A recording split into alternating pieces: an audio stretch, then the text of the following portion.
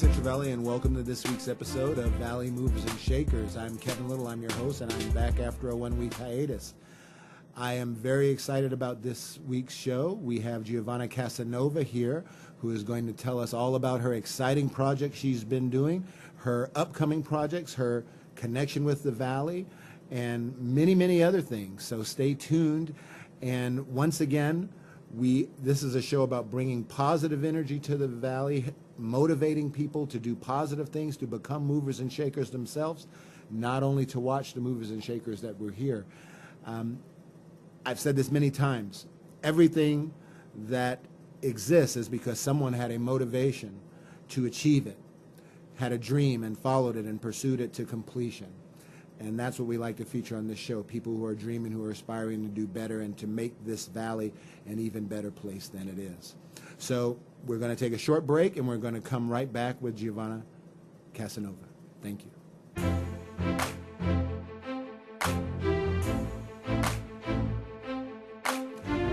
Welcome back, Valley Movers and Shakers, and I'm very happy to introduce our guest on tonight's episode, Geovonna Casanova. Welcome to the show. Thank you for having me. Always a pleasure. This is, I'm very excited to be speaking with you because you have so many things going on and you're just so energetic and enthusiastic. You are really the embodiment of a mover and shaker in terms of art here in the Valley. So thank you. Well, I appreciate that. Thank you. Well, what's why don't you explain to us first of all, what's your connection to the Valley? Were you born and raised here? Yes, I was born in St. Agnes in Fresno, and I grew up in Selma, and I moved out for about 6 months to Sacramento, but that's, such a small increment of life. And then you come back, and I when I turned 19, I moved to Fresno, and that's kind of where everything started to flourish, and I started to kind of pursue my dreams, go from a little pond to a bigger pond, so. There you go. And so let's run this down. Mm-hmm. You're a vocalist. Yes. You're an actress. Yes. You're a model. Yes. You're a teacher of vocals and piano. Yes. And piano. So you're a musician too. Mm-hmm. And you also are an artist, yeah. And you write a little bit as well. Yeah, I don't want to put that label on me just because it's been forever since I've even dabbled with that, but yeah, I used to write quite a bit, and I used to draw almost every day and stuff like that, but that, other things kind of took over, so yeah. Great. Yeah. Well, I understand that you've got a lot of exciting projects, but let's first talk about your film career to date. Okay. When did you first get involved in films? And tell us about some of those projects. Okay, so the dream sprouted when I was very, very young, but, trial and error, yes and no's, casting calls and auditions, and all these scam artists and stuff out there, I was a little discouraged. But once I moved to Fresno, I went to one audition and met some actual important people in the art industry here, and it kind of opened doors with meeting more people and just kind of making the connections that I needed. So I got my first lead role 2 years ago. 2 years ago? Nah, a year ago. And that project was never finished, but people saw little bits of my work and they really liked what I could do, so they started casting me in some of their films. And there have been many projects that I've been involved in that haven't been finished, but a lot of them now that I am doing, then I'm doing multiple in a week. Those are in production, and I'm really excited to see the end products of those. Right. And with respect to the features that you've been in, tell us, what genre mostly are we talking about? Well, the main one, I guess, I would say is horror. However, I have done action, I have done drama, I've done comedy even. I was on this little comedy show for a couple episodes. And they want me to be in their horror film. But yeah, horror seems to be the big one right now, and I think it's just because, you've been in this one, so I'm going to put you in this one. So. Right. So you've been in horror films, and of course, almost everyone who's in a horror film ends up, their character ends up meeting a bad end, right? Yeah. So you've had your movie deaths and your all of those sorts of things. In a way, yes. There has been one movie that we haven't started filming yet, but I got casted. I do die on camera, and I'm really excited for that. I think a clown slits my throat. That's going to be fun. I play a bartender named Jordan. It's in a movie called Fears. I hope to start that one soon because the story is really interesting. And I played a body double, and I got to be the one who died. Okay. Yeah, I got to wear all the crazy makeup. I think there's a picture in there somewhere. Yeah, check this out. Oh, that's you. Yeah, that's me. I died. I got mauled on camera. My eyeballs sticking out. Got all gory and got to eat some delicious fake blood. Tastes like chocolate and cherries, so that's really good. Oh, okay. Yeah. I'd have some of that. Yeah, oh, it's fun. It's so much fun. I wouldn't trade this practice for the world. It's really my passion. That's what I feel like I'm going to die doing. So, for real. And you've got several things in the works in terms of films, short films, and feature films that are either in the works or have already been done and are going to be released, correct? Yes. Actually, we finished one yesterday. It is untitled as of right now, but I don't want to give away too much because it is a short film. But basically, it touches on domestic violence. And yeah, so hopefully that one will come out within the next 2 weeks. And if you were to add me on Facebook and on my business Instagram, I will be posting either tidbits of it or the whole thing or like a link to it if it's on Vimeo or however it'll come out. But yeah, that one should be coming out soon. Well, that's obviously an important topic that doesn't get near enough exposure. So not at all. It really digs deep in the small amount of time that we're on camera. It touches on mental, emotional, and physical abuse all within minutes, and it's crazy. And then there's this other short film that is going to be made into a feature film at some point called A Manifestation. That one we finished filming for the short, and I think that is being edited probably as we speak. I'm not quite sure as to when that should be coming out. Right there is a still from the short, and my character is named Julie. So what's Julie's backstory? She's possessed, kind of, in a way. I don't really want to say possessed. Her parents passed away, and she is so torn up about it that her anger and her sorrow kind of manifests this creature that will kill people without really her realizing it. And it's pretty intense. Yeah, it sounds like it. Yeah. And where was that one filmed? That one is all here in Fresno, even a little bit in my house. Okay. Yeah. Okay. It's fun. And that one's, as you said, is coming out very soon? Yeah. Not quite sure exactly when, but it should be here within, probably next couple months. I think the director wants to submit it into some festivals and stuff before he actually releases it to the public. So I'll just keep everyone posted on that. So that's lots of fun. Yeah. So, okay, in addition to the short film, there's also a feature film. Yeah, there's a couple. There's one that I just got casted. It's a Philip Cable film called Night Mistress. They have some pretty big names in this one. And it's kind of ironic that I can't remember the exact names. I think they're on there, perhaps. But we have an actress from Star Trek in there, and then there are 2 Hollywood scream queens. So, yeah, it's going to be pretty major. I play an ex-actress gone hooker, so that's going to be interesting. Well, and in that one, you've got a significant role, and you're gonna. That's great. How do you feel when you see yourself on screen? It's a dream come true. I love it. I nitpick myself a lot, but at the same time, I'm telling myself, you know what? This is what you've always wanted to do since you were such a little, tinier little person. And I was gonna say, because you're still not that big. Yeah, tinier little.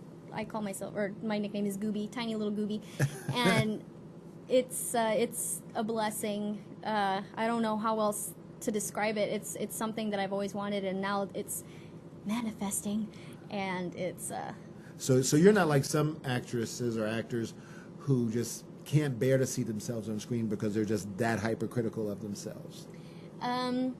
I think Tom Cruise is one name that comes to I think to Johnny Depp mind. hasn't seen one of his films. Yeah. Hasn't seen any of them. And then, you know, I can see where they're coming from, but at the same time, it's like, that's your end product. Don't you kind of want to see your baby, you know? Yeah. Like, but I mean, they all have their own reasons. I enjoy it mostly because it's my passion, and it's something that I just love the craft, and to see it come to life, and to know that it was me who brought it to be. It's unreal. I want to cry thinking about it, but Yeah, I can see that. I can see that. So what are some of the upcoming projects? Upcoming, well, the filming for Fears should be happening sometime. I'm going to talk to the director tonight. The filming for World Gone Mad, that was originally just supposed to be a fake trailer that was submitted to a couple horror film festivals, but and there's that's the poster. the poster for it. Yeah, and people were thrilled by it even before they saw it because of the amazing artwork, and then when they saw it, I don't want to toot my horn even though I wasn't there, but that short got the best reaction, and people were like, "Oh, is this going to be a real movie?" And then it got blown up. So we're going to make it into a feature, and hopefully that'll start up soon. Night Mistress begins in August. And luckily, you know, my filming will only take a couple days. And I think it should be finished by the end of the year, which would be awesome. And the films that you've been in to date, how many of them have been filmed, at least in part, in the Valley somewhere? All of them. Well, that's fantastic. Yeah. So that, you know, that alone, there have been so many, and a lot of people don't think that they can get started with film here, but that is a lie. You have cell phones. People film on their cell phones all the time. Right. You have access to equipment. You can go to Walmart and get a camera. And you have the internet. Hollywood is now here in Fresno, and it's becoming more apparent each and every week because people are starting new projects almost every day, and it's just goes to show that if you want something that bad, you can make it happen, and if you can find the means to do it, and it's easy. So just like talk shows, the film industry these days, you don't need the startup capital maybe that you needed a generation ago because technology is so much more readily accessible. Absolutely, absolutely, and everyone, like, you know, money is a factor, Sure. but I Always mean will of course, but a lot of all of the stuff that I've been in has been really low budget, and the World Gone Mad, oh my gosh, I mean, in the Lake of Shadows also, the makeup is done by one person usually, but then she brings on a couple other people. Her name is Sophia Alexandria. She is incredible. She did my face with the eyeball. And for World Gone Mad, she hired on a couple different people, and they made an entire crowd of zombies that looked pretty realistic. It was crazy. And a lot of people probably don't realize that there is a cadre of aspiring filmmakers and actors here wanting to produce things locally. Yeah, and then you know what? I'll bring it up since I'm going, but the second Thursday of every month they have this thing called the Fresno Filmmakers Alliance Mixer, where everyone who wants to be in film or is involved in film just comes together, maybe have a couple drinks, talk about film, share their work, give some autographs. There's a web in my face. And, you know, I have gotten a lot of roles that way just by showing up and talking with people and just kind of talking about my, like, what I am about and everything. And yeah, it's all you really have to do is just go out and do it yourself. So let's, if you don't mind, I'd like to talk a little bit about your modeling. Yeah. I mean, obviously you're, you know, extremely, you know, beautiful person, but how did you get into modeling? That audition that I talked about that got me into acting, well, that was actually kind of what got me into modeling too. I would like to always shout out Mr. Mark Blake. He did my very first photo shoot ever, and I don't think I have any pictures from there, but there's a photo that I did provide, or two of them, where I am standing in front or by a statue, and another one where I'm reading a magazine. Mark Blake took those, and he has been one of my biggest supporters, and it is his headshots that have gotten me a lot of roles. His work is amazing and very artistic. But after people saw my shoots with Mark, I had other photographers asking to work with me, and I even started figure modeling, which was I actually like figure modeling more than photography. You just kind of sit for 5 hours while someone draws you, and I get to wear pretty outfits, and it's fun. Well, that's great. That's great. And so, what's the best thing about modeling? I know, from modeling, the few people I know who are in that field, there's a lot of waiting around, a lot of, dead time, but what's the most rewarding part of that for you? Honestly, modeling has never been a passion of mine. I use it as a tool to help me, I guess, just brand myself. And if there's a movie coming out that is looking for a certain type, I will try to do a photo shoot based on that character that they need, and then I'll submit it. And so basically, I like to use modeling as a tool other than like an actual profession, if that makes sense. It's part of creating your brand. Yes, yes. And updating it and spreading the word, so to speak. Exactly. All right. Well, we're going to take a very short break, and then we'll be back with more. Geovonna Casanova.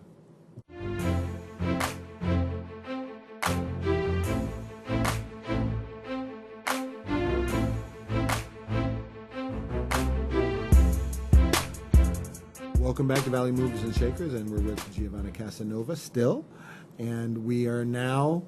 That's right. Let's raise it up. We're now going to switch gears a little bit. We're going to talk about your music and your background in music, and the fact that you also are a teacher. What's your musical training background? Oh man, my mom, she told me when I was younger that before I could even talk, I would like sing and hum little things, and I do remember that.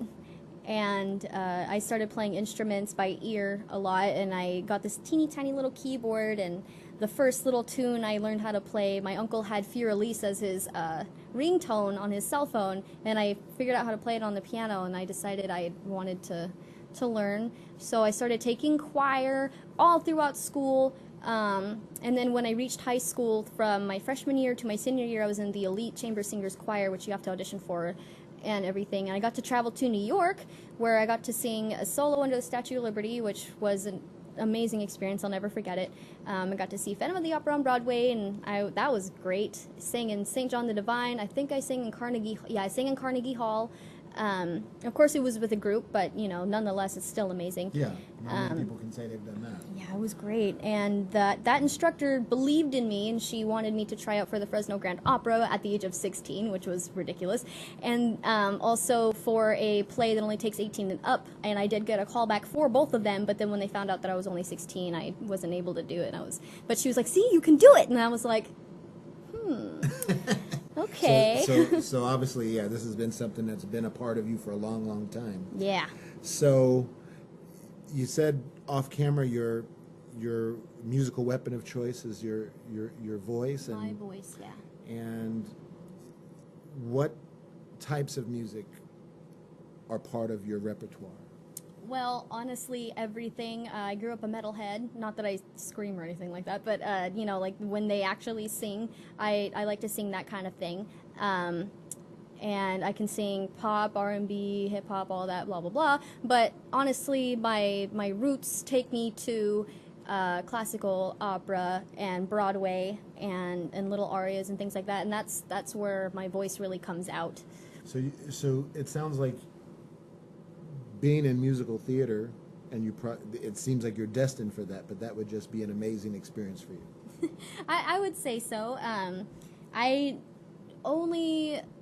was more of a choir geek than a theater geek, and theater and film acting are two totally different things, so I kind of told myself maybe to stay away from theater so I don't get the methods mixed up. But I still like to sing the music from the musicals, so yeah, it would be kind of a dream to do like a movie like Les Miserables or something like that, because singing and acting. But yeah. So, and you also are you teach here in the Valley, adults and children. Yep, of all ages. I had an 81-year-old student, and I had a 4-year-old student, everything in between. So basically, I teach vocals and piano, and I can teach you any style of singing that you want. I can teach up to intermediate piano. and basically I will go to your home. I'll provide all the materials, and as an incentive for the little ones, if you get 10 stars and show me you've been practicing, I'll get you a little prize. So what's the best way if someone wants to, aspiring singers who want to get maybe learn a little bit more about their craft, if they want to get a hold of you and get some lessons, what's the way to do that? Yeah, you could either text me, call me at 559-493-1210, or you can email me at casanova.geo1996@gmail.com. Yeah, and I'll be happy to answer any questions. You can pretty much text me any time of day. Doesn't matter, just as long as it's not like 1 in the morning. Yeah. But keep that down to a minimum. Yeah. there's a limit, like 9 o'clock. Just kidding. But yeah, anytime, call, text, email. I'm really flexible. I'll work with you. Just realize though that there will probably be times where I have to reschedule lessons, maybe like once a week. Just in case I have to do filming, but I will let you know like weeks in advance so we can work around it. But I am very flexible, and I will work with you. And teaching is not just something that you do because you have maybe a little time to do it, but you actually love to do it. I love to do it. I didn't realize I really had a knack for it until I had some students that I've had other teachers, and to see them appreciate me coming over and teaching them something that they love. It really sparked something in me, and I've had people tell me I'm like the big sister that they never had and things like that. And I don't only teach them music, I try to teach them about life too. Teaching is like a universal language, and if you're teaching one thing, you can teach them anything. And I want to bond with my students. It's a whole experience. I don't want my students to feel like I'm only there to hound them with this and then leave. I care about them, and I want to see them grow as a musician, but also as a person. And I can say that I have seen a lot of my students do that. So, now you mentioned teaching, and it's very fortuitous that you mentioned that.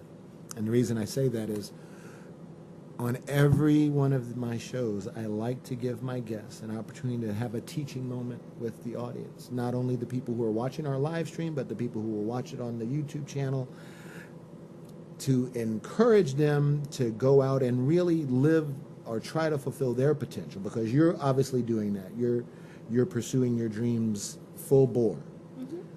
If you had a chance to speak with someone out there who feels that they have talent in whatever area it might be, but just are reluctant for whatever reason to take that first step, what would you say? This saying might be cliche, but I think it is very relevant in the situation. The moment you feel afraid to jump is the second that you should jump. And I'll expand on that a little bit. If it is burning in your heart to be a pop singer and you don't know how to start, and you're afraid because you're afraid of the work, you're afraid of rejection and all of that stuff, well, really all you have to do is tell yourself, if I want it that bad, I'm going to take all the risks that I can, and I'm going to take every single baby step that I need to take in order to get there, because that's what you want to do. And well, that's what I did. I told myself it's time to stop being afraid and to really go out, talk to people, make connections, go to auditions, practice your monologues, watch movies, sing your heart out and everything, and just be a good person, and always preserve yourself too. Like, don't let people take advantage of you, type of thing, because that happens. It happens. But honestly, the result is your 100% genuine happiness and living your dream. And not a lot of people can say that they've done it, but it's you that have to take the steps, and it's easy. Well, that's great. And it sounds like something that one of my heroes, Muhammad Ali, used to say: if your dreams don't scare you, they're not big enough. True. So, Geovonna, I can't thank you enough for being on today's show. Yeah, no problem. Thank you for having me. And I wish you all a continued success. And don't forget that there are lots of good potential agents here locally. All right, well, we'll keep in touch. Thank you so much. And all the best to you. Thank you. All right. Well, we're having short episode of Valley Movers and Shakers today. And again, I'd like to thank Geovonna for coming on, and we will see you next week. Till then.